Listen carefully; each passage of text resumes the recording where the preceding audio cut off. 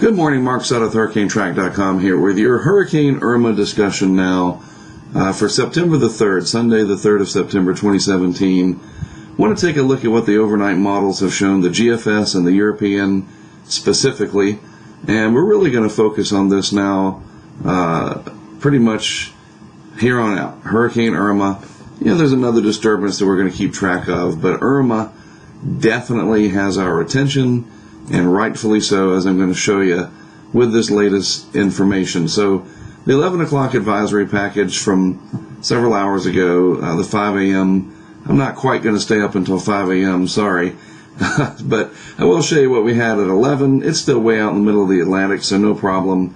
Once it gets closer, we'll keep, these updates will be more frequent. But anyhow, 110 miles per hour, 973 millibars, but I think that's going to start changing because if we look at the satellite presentation, you can see that it's got much more of a rounded look to the central dense overcast. The eye is becoming clearer, and then you've got these cold red cloud tops starting to surround that eye as Irma loses latitude here and starts moving farther to the south and west, and it's going to be encountering warmer and warmer sea surface temperatures and upper ocean heat content the farther south and west that it tracks. And you can see that here it's just getting ready to enter this area of upper ocean heat content starting to increase, and then at 36 to 48 hours it gets warmer from there and then stays fairly steady for the most part. And then if it gets into the Bahamas, we're talking about upper ocean heat content in the middle to the upper 2/3 or upper even 1/3 of the scale. So this is going to be a big problem. The models are starting to indicate substantial strengthening, and this is going to really start ramping up and be a huge problem. There's just no way around it. We just don't know precisely for whom this will be a problem. Did I say that right? I hope so. So let's take a look. This is the Euro. Again, from Levi Cowan, TropicalTidbits.com. I've seen some of his graphics. I've seen Ryan Maui's graphics shared and posted and whatever, and just completely plagiarized without even credit given, and I just think that's wrong. So at least I want to give credit where credit is due, and that's all Levi asked for, okay? It doesn't say distribution prohibited, but he asked that you at least credit his site. So let's get on with it here. This is the initial map, okay? As I showed you earlier today, if you watched the video from Saturday, what are we looking at? What are we looking at here? Well, this sort of odd shape right here is the western part of the Bermuda High, if you will, the ridge of high pressure in the atmosphere. And each of these color schemes here, this is sort of red, and then you have orange, and then this lighter shade of orange, etc. These represent different heights of the atmosphere. And then these lines down here are your surface pressures, and these are called isobars, or lines of equal pressure. And this is the initial map from the beginning of the run of the overnight model here, initial time 0Z September 3rd, which is 8 p.m. Eastern time that this was initialized. This is the global forecast system, the American generated operational deterministic model. So this is the Euro, the ECMWF, which stands for European Center for Medium Range Weather Forecasting, and this is the global forecast system. Two reliable global computer models, all right? And the GFS has its flaws, and we could have a whole show about that someday, but they both are generally the best in the world. And the Euro usually edges out over the GFS. It's kind of like a sports analogy that most people in the Tar Heel state can understand, and that would be Duke and Carolina basketball. They are almost neck and neck, but Carolina has a few more national championships than does Duke. You get me? They're both really incredible over the history of their schools' basketball programs, but one technically edges out the other. I'm a big Duke fan myself. Probably just lost a half of my subscriber base, but anyway, I got to have a little bit of levity here because this is so serious that we're only human. So once in a while, I'll throw a little levity in, but I'm never going to be inappropriate. At least I hope not. So that's what I'm talking about here. The GFS and the Euro are close, but the Euro seems to edge out the GFS on an annual basis. And again, we could talk about why in some other update. So let me get on with it. So that's the initial condition, okay? And both of them are very similar in their background pattern. So let's get rid of these. Now we're at 24 hours out on the Euro. And you can just start to see Irma coming into the frame over here. And you see this ridge up here to the north of it. And it's moving to the south and west for the most part. And this is some lower pressure in the upper atmosphere and the mid layers of the atmosphere up here. And that really doesn't have anything to do with anything right now because Irma is so far away. Usually these dips in the heights up here in the atmosphere, you can think of this as a magnet. And if you get a hurricane too close to that magnet, it's going to attract it to it. That's what troughs do. They usually draw hurricanes towards them. And they can weaken the ridge and do other things. The trough, if it's in the wrong place, it could draw the hurricane in and up the East Coast. You just never know. All right, so 24 hours out. This is the Euro. This is the GFS. Once again, they are almost right on top of each other in terms of where Irma is located. And that's what's most important, right? We want to know where Irma is located. So let's kill these two and move on out in time. 48 hours. And we'll start to speed things up now that you hopefully understand the idea. And so, again, this is like one layer of the atmosphere right here, the height line right here. And that translates to about a 588 height line, or you reach the 500 millibar level of the atmosphere at 5,880 meters up. All right? And then this one over here, this crimson color, is even higher up than that, around 594, what we call decameters. And so this air is a little bit thicker than this air. All right? And so Irma just can't go through that. So just pointing that out. So the Euro here at 48 hours, the GFS at 48 hours. They're a little bit divergent, but nothing substantial. So let's move on to 72 hours. Here's the European. Now look, the ridge is really sticking its butt in there, so to speak. It's gotten a lot larger than what we just saw. And there's Irma getting much closer here to the Lesser Antilles. And this is only 72 hours out. So in the morning on Sunday, and certainly by Sunday afternoon, 5 p.m. advisory, the National Hurricane Center and the governments down there in the Caribbean may need to put up some hurricane watches. Not my call, but that's my opinion as to what might happen. We'll have to wait and see, right? All right, so that's the Euro. This is the GFS. The European model a little bit faster and maybe even a little bit further south with the position of Irma, but nothing drastic. You can't really pick out any major differences in the two models at 48 hours and 90 and 72, and then here's 96. All right? So now we have a new feature. This trough digging in, which will bring really nice temperatures into parts of the eastern United States. So this trough digs in and really starts to what we call amplify the pattern. And look at what we have here. In the Euro, we go all the way up to 600 decameters, what we call a 600, a lot of us refer to these as 594 ridges. Well, this is a 600 ridge. It reaches, to get to the 500 millibar level, you got to go up to 6,000 meters in the atmosphere. And so this is now taller mountain of air than it was before. So Irma stays trapped down here, coming across really, really, really close, and maybe even right over some of these islands, and much closer to Puerto Rico than we have seen. And that's a change. This is farther south and west with the Euro. GFS also shows a little bit of this 600 decameter ridge, the thicker ridge out there. So at least the two are consistent, and that's what we're looking for. But the GFS is noticeably slower. There's the Euro, there's the GFS. Not tremendous, but enough. All right? So that's 96 hours. Now let's go to day 5. And by the way, this is as far as I'm going to go.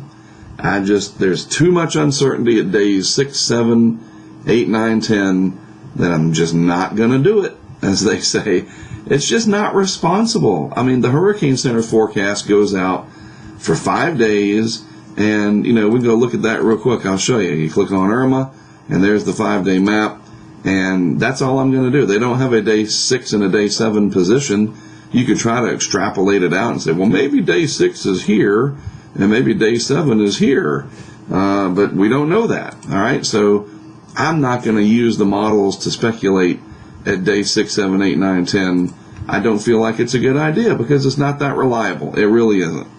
So we're going to stick with day 5 here, and it's troubling because this southwest extension of the Big Bermuda High is really holding firm. This trough comes in, sort of butts up against it, but it really doesn't budge and move this way, allowing Irma a quick escape out.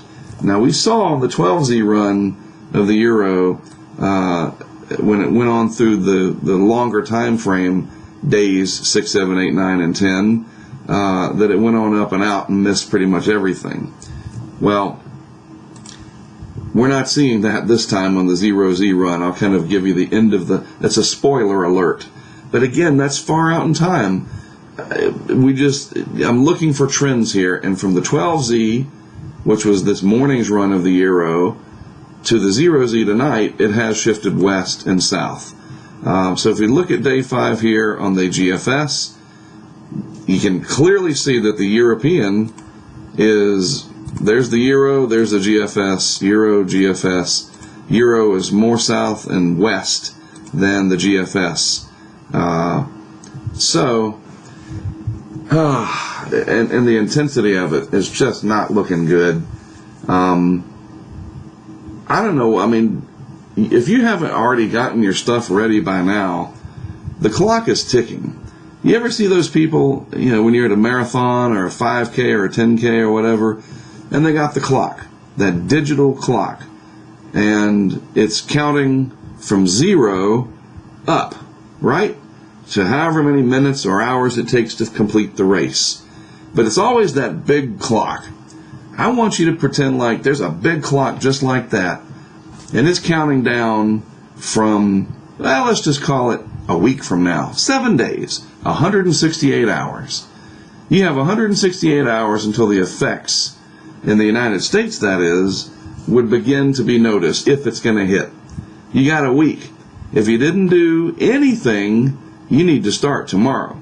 Because instead of the clock going up from 0, I'm going to say it's counting down from 168 hours to 0. Not until landfall, but until your time ran out to do something meaningful, if this is coming your way. And I've seen enough of these different models, the GFS and the Euro, in the longer range, in my hometown up here of Wilmington, North Carolina, to know some of the things that I've done, batteries and some small items here and there, I'm going to start building upon that tomorrow. My 168 hours begins just like yours. If you're down here in this region, you only have probably 48 hours, maybe 60. And there's not as many resources in the islands for obvious reasons. So it's time. It's time people really take notice. We don't know what's going to happen in the end with this. Does it continue on and absolutely come up into the mid-Atlantic? Does the trough come in stronger and this steers out to sea? Or does the westward trend continue and it comes on into Florida? Or is it able to somehow sneak into the southeast Gulf of Mexico? I do not know. I'm going to try to draw a big question mark here. And neither does anybody else definitively. And if you find some information or a map or a chart or a video and someone tells you they know for sure, they're lying. And I don't use that term lightly. It's just not right. So ignore it. 5 days is all that anybody should be talking about, in my opinion. And that's what I do here. So that's what I know for tonight and this early morning hour of Sunday. I want to show you a couple things, talk business for a second. Great response on the Patreon. Got a ways to go. I do appreciate it. We're getting there. People are taking notice. Oh, we got to support this guy and his team, and it's working. But we still have a ways to go. We're about 12% of where I'd like to be, but that's better than 1%. And certainly people have been helping out through the old reliable PayPal. Man, we've had that for a long time, PayPal. And so if you want to help out, we're helping out fellow Americans in Texas and Louisiana, and that is fantastic. Keep doing that. And if you got $10 and you can only spend it on one thing, spend it on them, not us. But if you got $20 and you can split it, you know what I'm saying? Throw some our way, and it helps us to continue what we're going to do. I'm not going to get wealthy off of this. I learned that a long time ago, and I don't do it because of that. Hey, my vehicle has 423,000 miles on it. That should tell you something right there. And maybe a Chevy dealer at some point will step in and sell me a new one for $50, but that's a story for another day. The other thing I want to mention, because this is becoming important, I've been getting messages on Facebook and emails from people. We do have an app. It's for iPhone, and it works on an iPad most of the time, but it's developed for iPhone.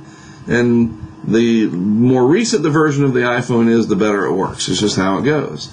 These are screenshots off of my iPhone. It's an iPhone SE, and that is the logo you're looking for, Hurricane Impact.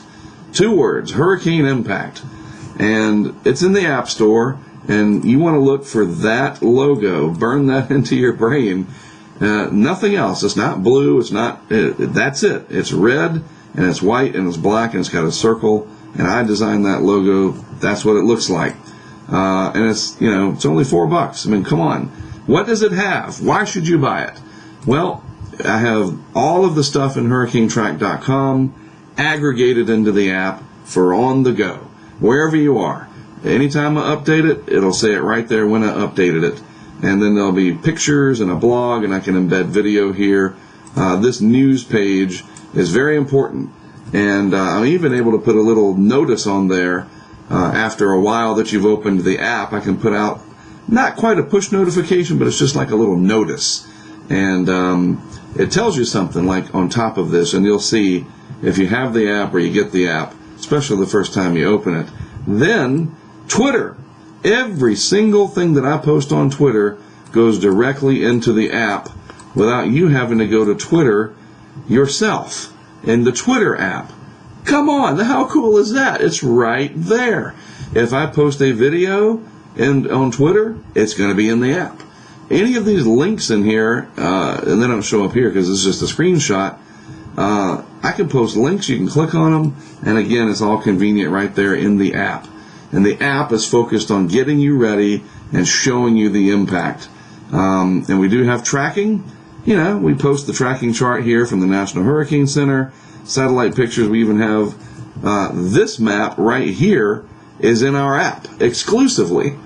So you can't find it anywhere else. This is the map we generate. The background map is from NOAA, but we plot this on top of it automatically, and it's over here on the tracking section of the app. All right?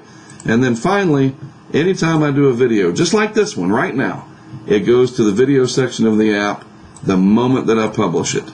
And all you got to do is just that little pull down thing, like you update something and it goes, makes that noise. That's a terrible example. But you pull down to refresh and it updates up here and you get the latest video. You click play and it plays right there in the app. It's great that you watch on YouTube, but you can watch everything right in the app if you so desire. Then, when hurricanes are threatening, just like we've done for 5 years now with this app, live weather data and live webcams, now they are live video. And these are only active down here, the weather data and the live video, when there's a landfall. I don't have $1 million a year budget to have stuff all over the place like weather flow, which is awesome, or surf checks with all these cams. We put the stuff up specifically for the hurricane, exactly where we want to put it, and in places that some of these other cameras and instruments can't go for various reasons.